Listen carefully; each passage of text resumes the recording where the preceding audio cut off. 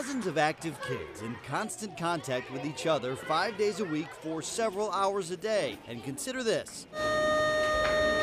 More than 5% of Carter County's kindergartners did not have all of their required shots last school year. Can I have your attention, please? It has Brandy Shoun's attention. Their child being sick from not having immunizations can make a lot of other people sick. This mom says she made sure her kindergartner was up to date on her immunizations. She expects every other parent to do the same. I'm surprised because I didn't think you were allowed to go to school without being up to date on your immunizations. Technically, you're not, but Carter County is beginning to notice a trend. Of those 22 students, the vast majority of them were vaccinated. It's just that they were maybe missing one booster, or the form was on the vaccinations were recorded on the wrong form.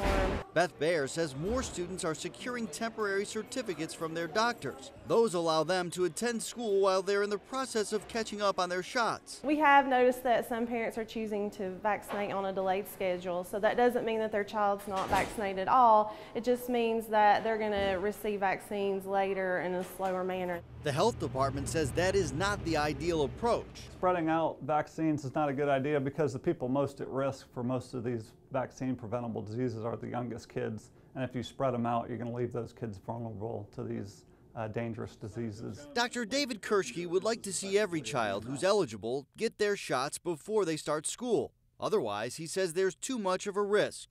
For example, if we let our vaccination rates against measles slip just a little bit, we're at risk for having measles outbreaks. Measles kills 150,000 kids every year. Back in Carter County, last year's numbers don't really alarm Beth Baer. After all, Carter County's numbers were much higher last year compared to the previous 4 years, something she calls an anomaly.